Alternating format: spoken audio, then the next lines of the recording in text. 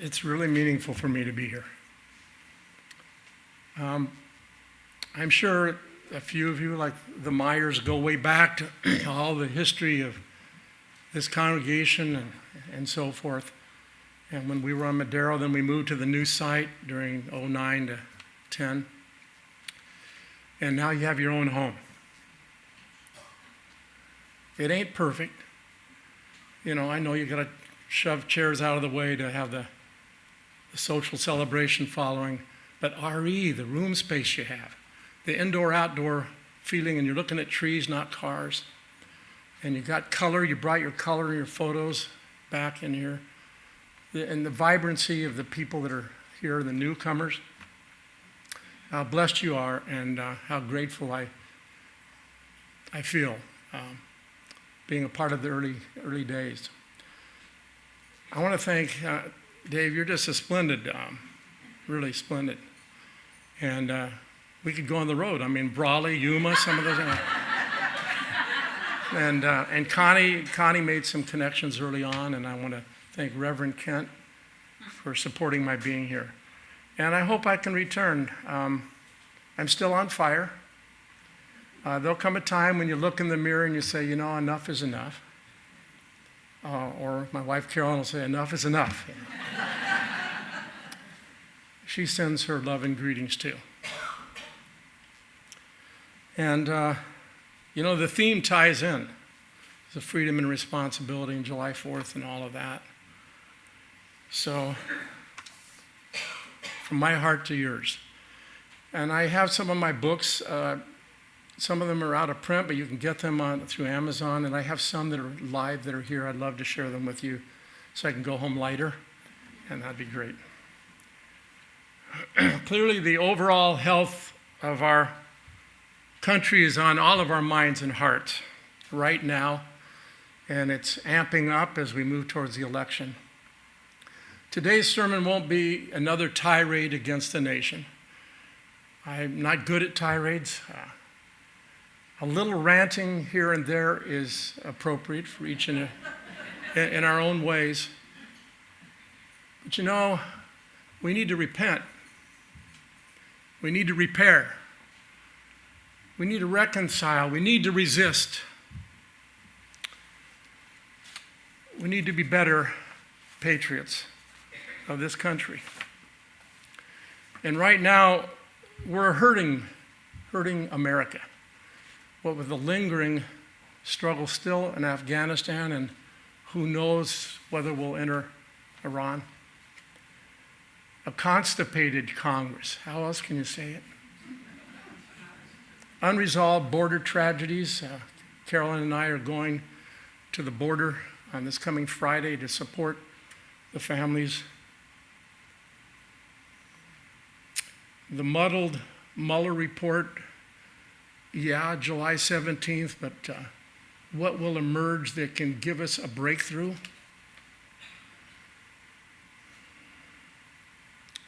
Gun killings, the natural disasters, the earthquakes. I felt in San Diego, and I'm sure you felt here, and it's felt even more up in the northern region here. The persistent racial strife. Carolyn and I went about a month ago. We're founding members of the African American Museum in Washington, D.C. And we had been to the American Indian Museum, which is incredible, the Holocaust Museum, many others there. But we went especially on a pilgrimage to see the African American Museum. Not for 3 hours, but for 4 days. And we're not the same. And all the health care and educational and economic inequities bedeviling America, and climate change. We're a troubled and troubling land. And so I'm an upbeat, hopeful person. I'm not a sunny-eyed optimist anymore. But I'm upbeat, and particularly at this stage of my journey. That's the way I want to go home, as a hopeful human being. So I want to focus upon the cornerstones of democracy, or what makes America a good nation when we perform at our best. What ideals signify our American way of life, our dream, our mission? Well, there exist three qualities that jump to the top of my list. You'd have your own inventory. There's no right or wrong. Religious freedom, patriotic diversity, and compassionate service. And you know what? Freedom and diversity and compassion bespeak the soul of Unitarian Universalism as well. Indeed, that's why back in the 1950s, we were considered by some sociologists to be America's real religion. Now, whether or not that's precisely true, then or now, our core values remain similar to those of this country at its founding and when it stays on purpose. First, religious freedom. Remember, the Pilgrims were an English sect fleeing persecution in their homeland. Persecution in their homeland. They were called separatists because they desired to be completely separate from the official Church of England. These independent souls wanted to choose their ministers democratically. Think of that. They insisted on local parish autonomy. Think of that. Just as our Unitarian Universalist congregations do today. Now, unquestionably, our American dream of religious freedom, which started in the Plymouth colony, has been tarnished over the years. In fact, in early America, an atmosphere of religious imperialism prevailed. The colonists saw nothing wrong with denying the rights of their Native American contemporaries and systematically deprived African American slaves of their inferior, inherited and imported beliefs. A student of history will also recall that among the trees in the lawn of the Massachusetts State Capitol, right off Boston Commons, where our headquarters used to be of Unitarian Universalism, 25 Beacon Street, there are statues honoring two women. First, Anne Hutchinson, expelled from the Massachusetts Bay Colony in 1638 for what? For the religious crime of heresy and conducting unauthorized discussions in her own home. And second, Mary Dyer, hanged on Boston Common in 1660 for the crime of simply being a Quaker. And Baptists in Virginia were subjected to horsewhippings and painful indignities. But gradually, between 1620 and 1776, America was steered toward the radically new idea of religious freedom. Fresh ways of thinking began to emerge with the age of reason, and Baptists and Quakers and Unitarians and Universalists all practiced religious toleration and encouraged its spread. So that by 1787, when the Constitution was written, and remember some of America's founders were either Unitarians or Universalists, religious freedom was made the law of the land. And it was determined that a person's religious beliefs were his or her private concern and inviolate right. You may remember that our American founders were related to various denominations, and they disagreed as to the nature of religion, debating as whether it was rooted mainly in reason or in revelation or a combination. But they were unswervingly committed to the notion of disallowing one dominant religion. That's called the wall of separation between church and state. In other countries, there's often no such pattern of religious diversity. One religious group may have special constitutional standing, as in England and in Scandinavia. And another faith may dominate without having special legal rights, as in France and Mexico. And several groups may receive favored treatment. Look at Holland and Germany. When I worked in the Evangelische Kirche in West Berlin in the 1960s, 10% of everyone's income was automatically taken to support either the Protestant or the Catholic churches of the land. Or all religious belief and worship may be discouraged, as has been the case in Russia, in China, and certainly in the Czech Republic until the overthrow of communism in 1989.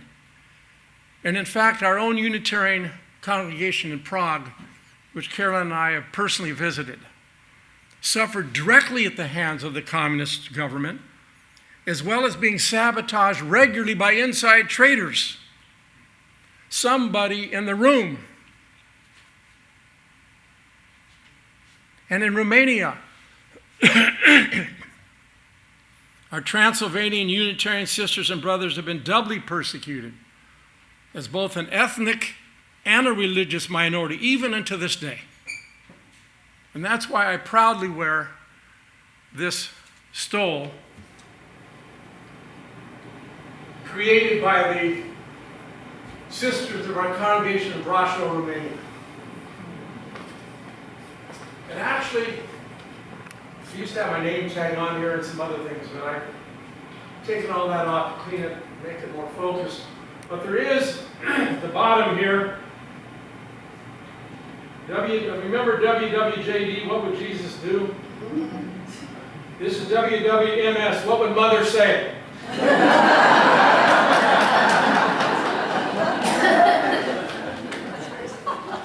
I laugh too, until I remember that I got most of who I am from my mother. I carry her with me.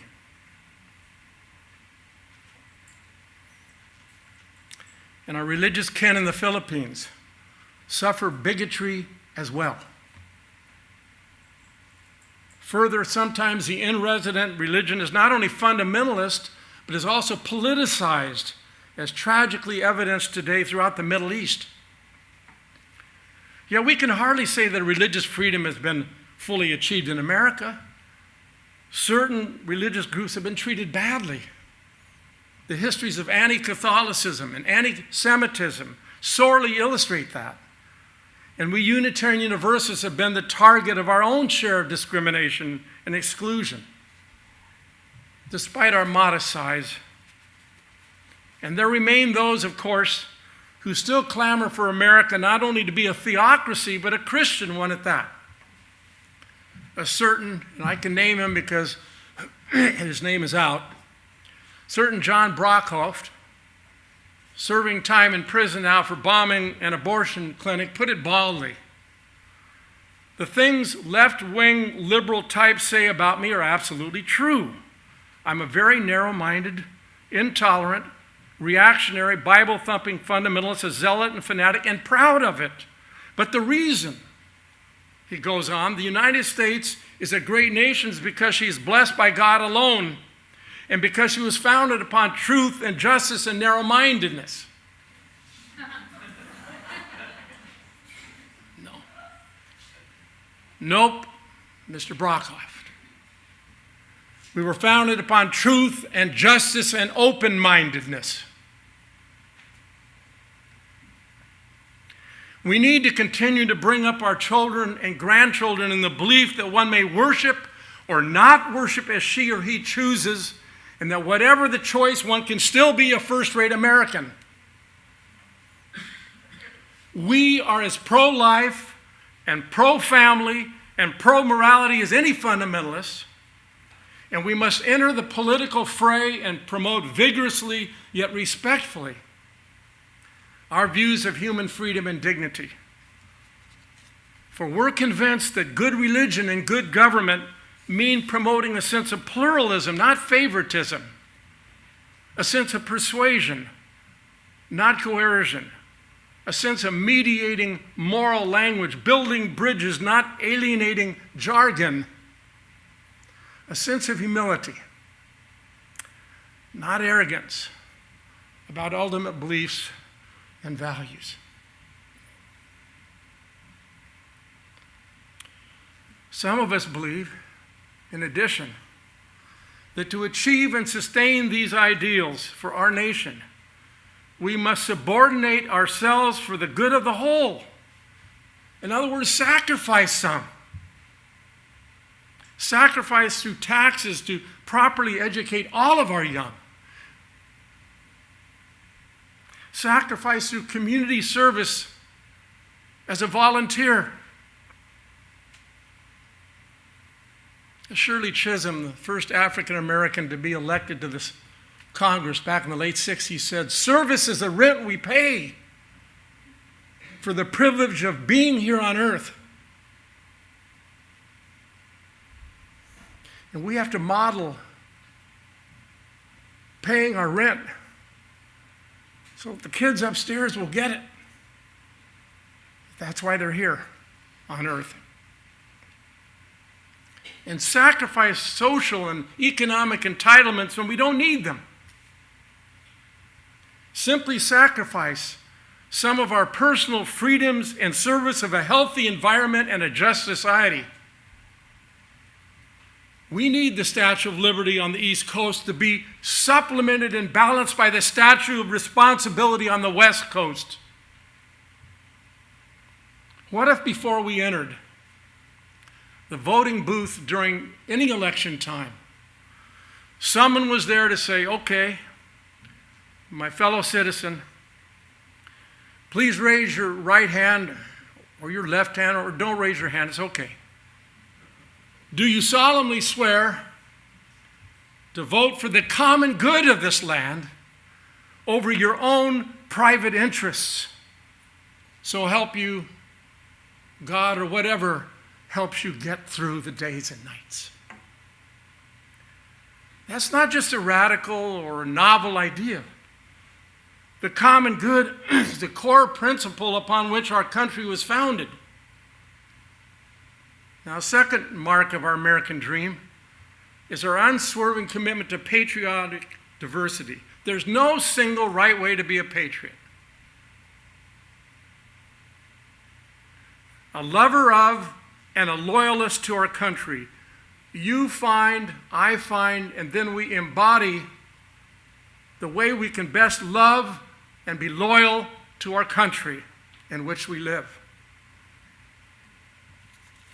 And to wear our patriotism honorably and express it respectfully.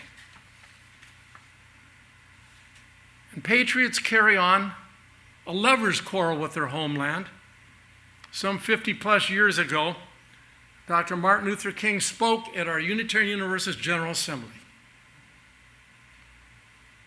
And he said, "I'm proud to be a creatively maladjusted American."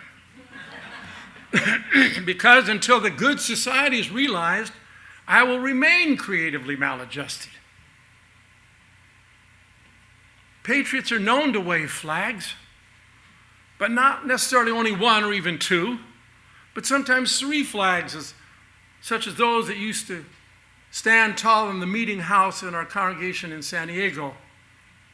Flags representing our homeland, the United Nations, and the globe we cradle in common. Why three? Because full-bore patriots are citizens of the universe. We're enlisted to serve and protect the well-being of country and more. The international network and more. The entire ecosystem.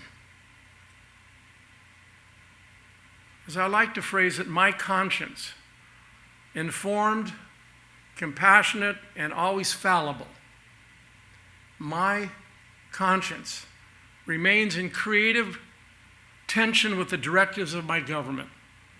And so I will affirm America when she seems worthy of praise.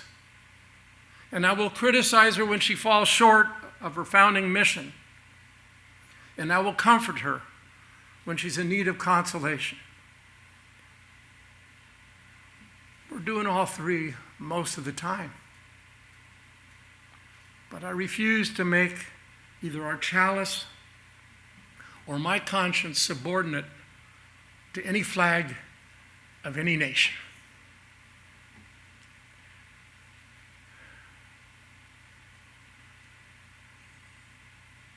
Voting, the right to express our viewpoint. We have one of the weakest voting records of any country in the world.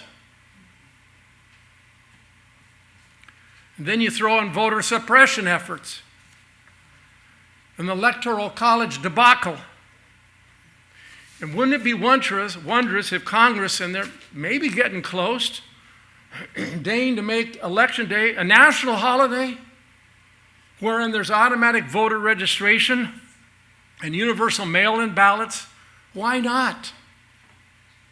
What's there to argue with more democracy? We've got to do everything possible to address the apathy of our citizenry.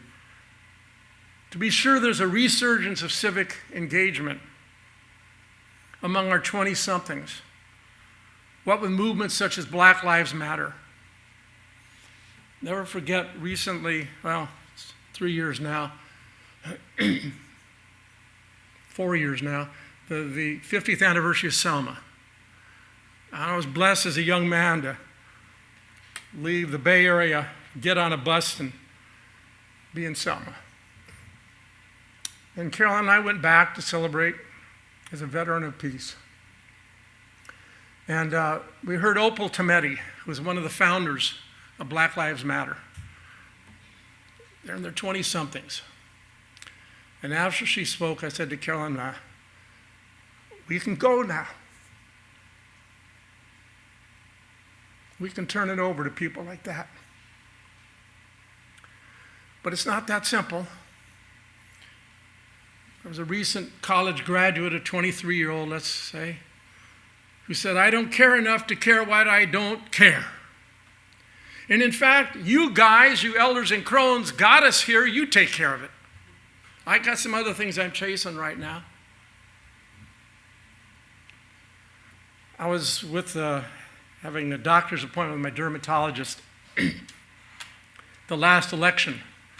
And, when he's cutting into your skin, there's only so much you can talk about, but I'm in his hands and in his heart and in his skill. And it was around election time, and I said, how does it look, Dr. Lerner? He said, well, I'm not voting. I'm sitting this one out.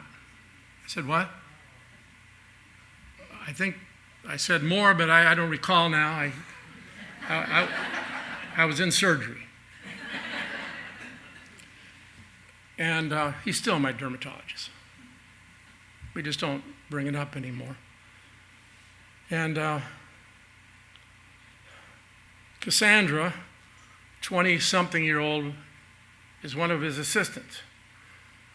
And when he left the room, Cassandra came in and tidied me up a bit. I said, Cassandra, are you voting in the next election? She said, I don't know. I don't know. I said, do you need a ride?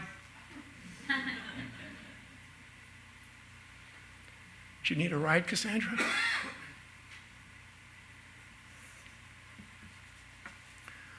The best cure for the ills of democracy is more democracy. The third cornerstone of what makes America truly America is our commitment not to prowess, not to being great, but to being good. Not to conquest, but to restoration. But our humanitarian record, both at home and abroad, is checkered at best. But so is it with many other countries. You can't name many that are clean and current and compassionate. There are a few samples out there. Yet it remains our democratic duty as Americans to work collaboratively with others to restabilize politically and economically any regions of the world that we've chosen to assault. I mean, aren't justice and mercy core American ideals?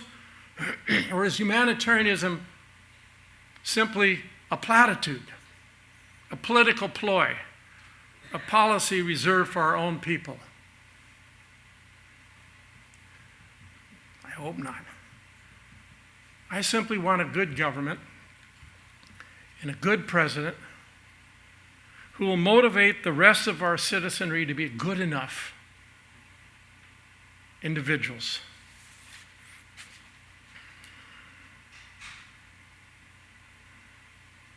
Good starts with telling the truth.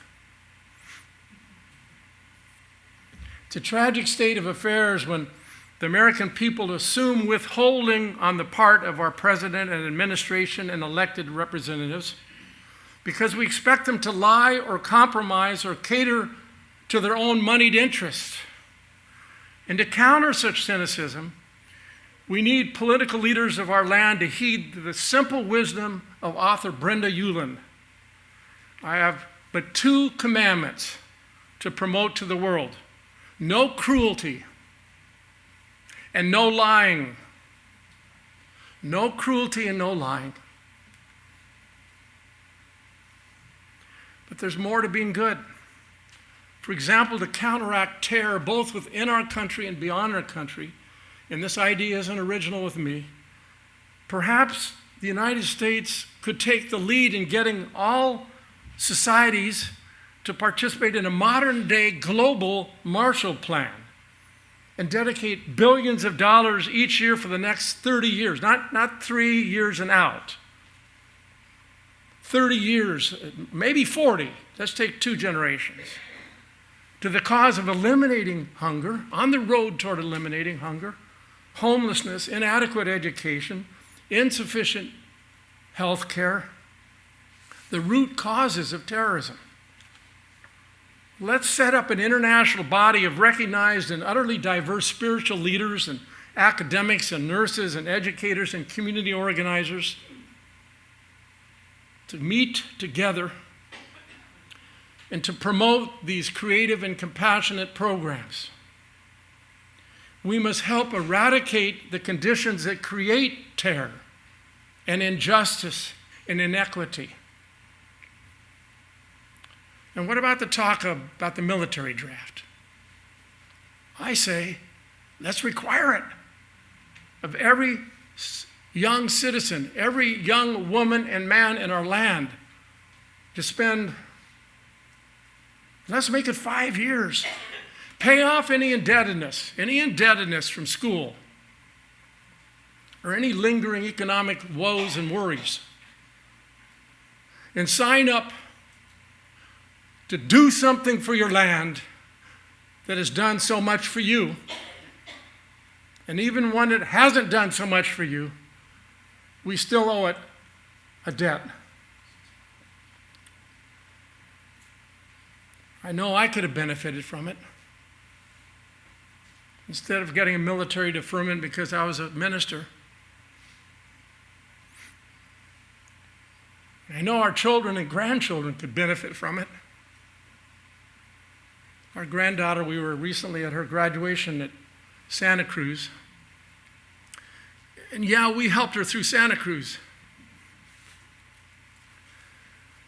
But now we couldn't be more grateful and connected with the fact she's teaching English as a second language in Asia for 2, 3, 4 years. And you're going to come back and has a calling to be a vegan chef.